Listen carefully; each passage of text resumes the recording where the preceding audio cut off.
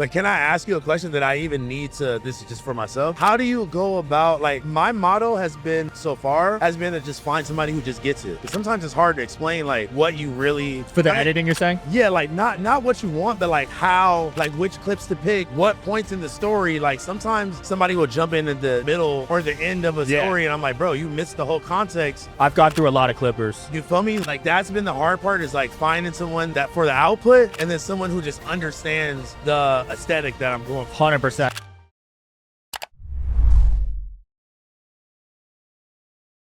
All right, guys, ComplexCon day 2. We got Lil House Phone here. Yes, sir. Nice to finally meet you, man. Nice to meet you, man. We've been talking for years. No, 1000%. Yeah, cause like this is like my 3rd Instagram, bro. So like That's it? Yeah, like I always get deleted. You feel me? So Damn. honestly, there's a bunch of shit that like I just either forgot about, or people that I used to tap in with that like it just gets lost in translation. You feel me? Why do you get deleted? I'm not gonna lie, bro. I used to be doing like out of pocket stuff. Like one, I would just post the craziest memes for sure. That was one. 2, I used to let OnlyFans girls like pay me for promotion. I would be like putting up their pic with the OnlyFans link, and like you can't do all that. You got to do the link in bio.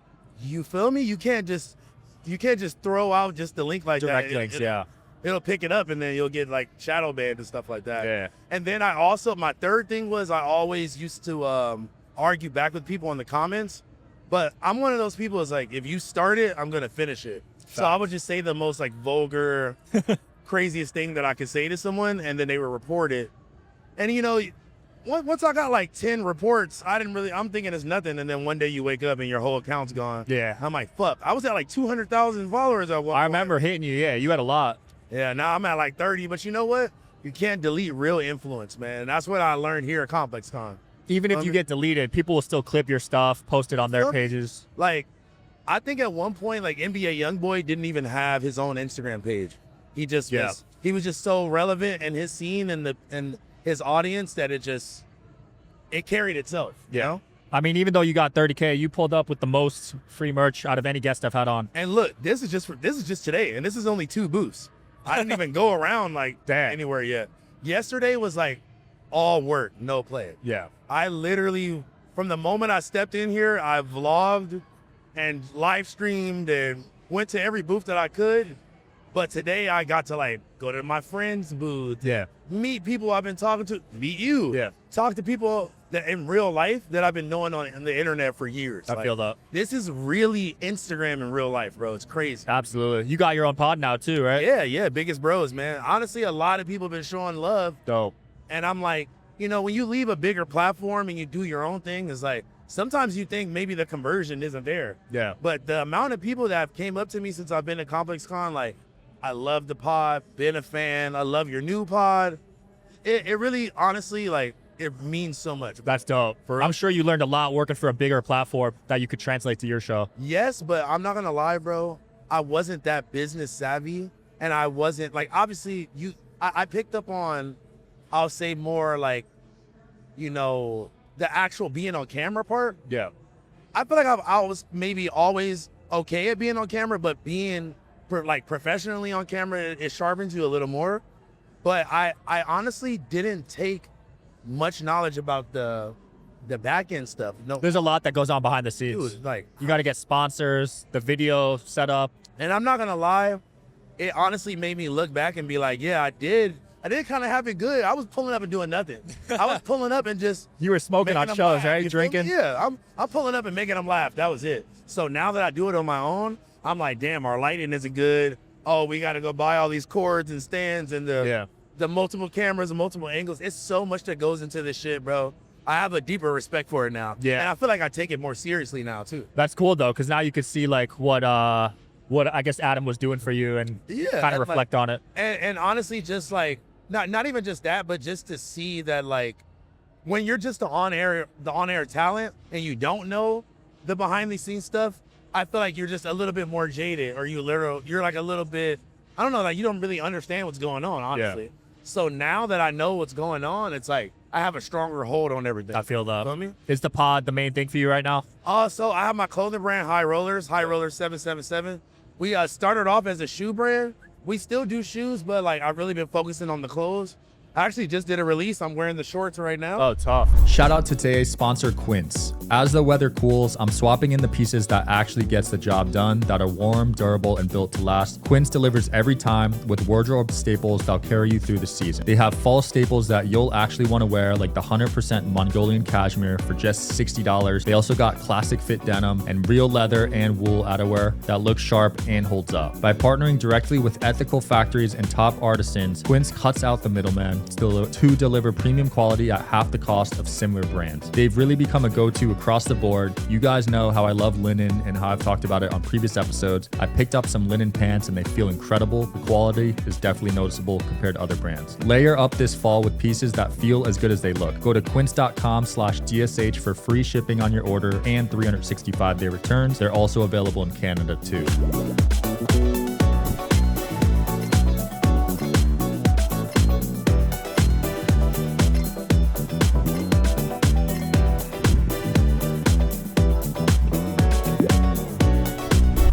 Yeah, so that's like probably my main thing is the clothing brand. Secondary, I would say, would be the podcast. Okay. I've always made music. I still make music, but I'm kind of like aura farming with the releases. But yeah, man, like honestly, I help people get their clothes made. Consult. I do a bunch of stuff, bro. I'm not gonna lie. I do other people, not just my own pod. Other people bring me on their platforms and pay me all types of shit. You're busy. Man. I'm booked and busy, man. But honestly, bro, on some real shit, I feel like I don't even know exactly your backstory. Yeah. I've seen your page and I know who you are, but I don't even know like the backstory. If you want to give me just a a lot of people, it's crazy. A lot of people say I came out of nowhere. The pod's only 3 years, but I feel like I was doing a lot of networking before that to build the relationships. How old are you? I'm 28.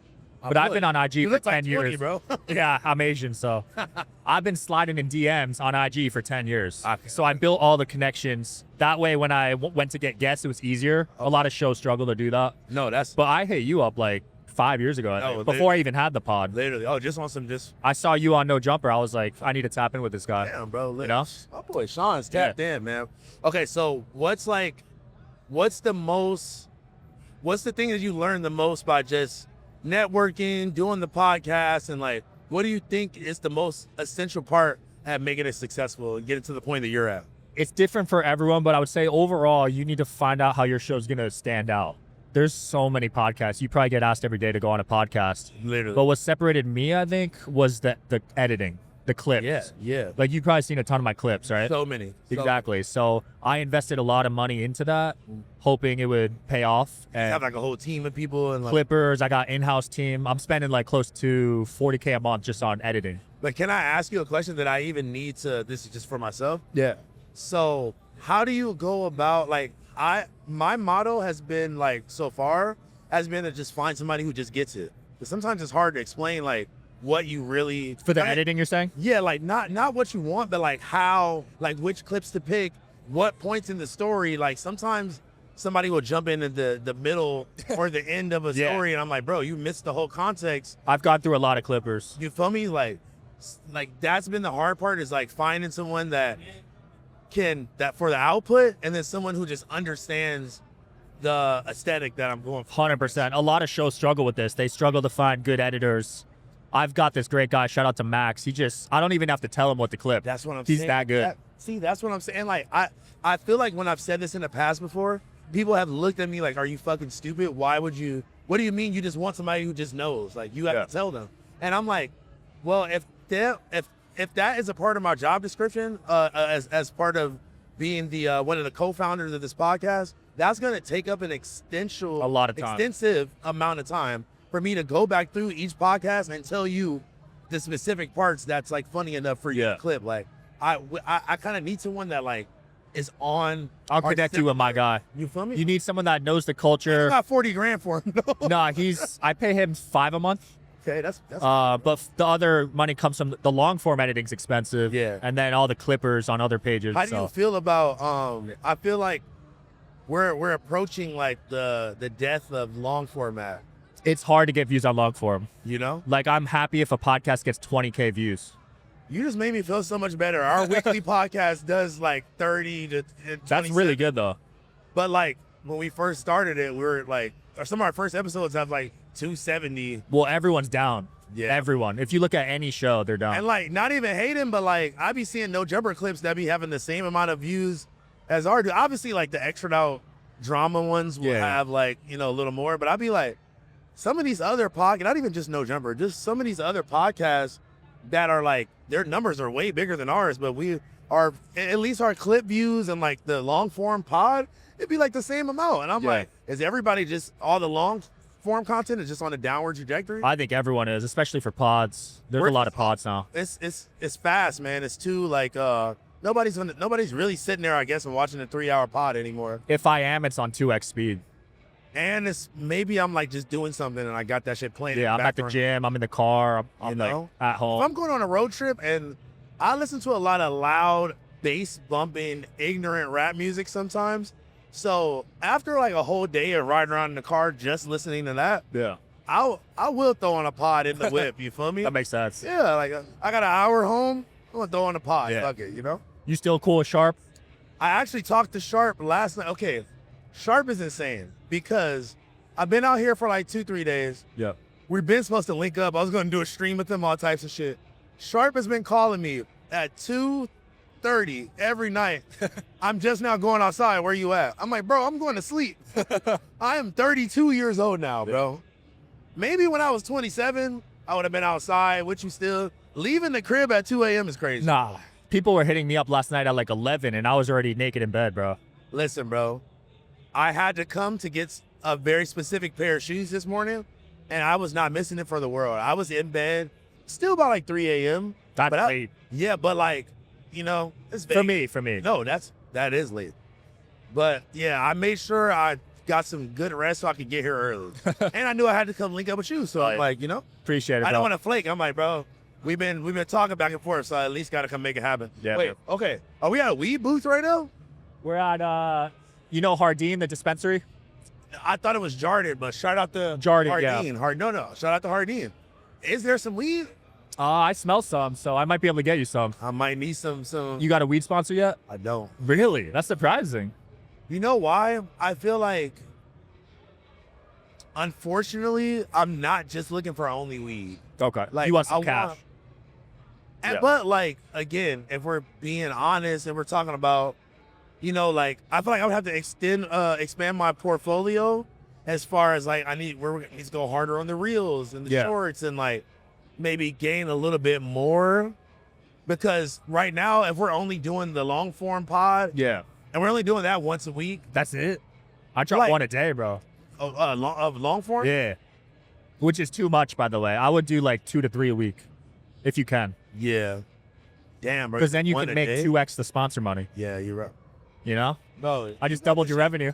You got this shit down to a science, bro. I could tell, bro. A lot of shows lose money. I lost money the first 6 months, but now we're very steady. 6 months, man. You learned it fast. Then it sounds like. Yeah. You know, I was just watching one of the clips you had, like this like holistic type girl on there. Yeah. She was like, I forgot what she was talking about, like something about like what to eat or something to make your dick harder or some crazy shit like that. Sounds about right. Something like that, but. Yeah, bro, you got this shit down to a science, bro, honestly. And thank you for even wanting to have me on. Absolutely, brother. Bro. Where can people find your show and find you? Listen, man, find us. Reconnected is the name of our podcast on the biggest bro entertainment channel. My name's House Phone. Find me on Instagram, House Phone DND. Support the brand High Rollers, man. High Rollers 777. If you're a clothing brand, a clothing company, you're trying to get blanks for your brand, tap in with me at Made Blanks. I help facilitate some stuff over there.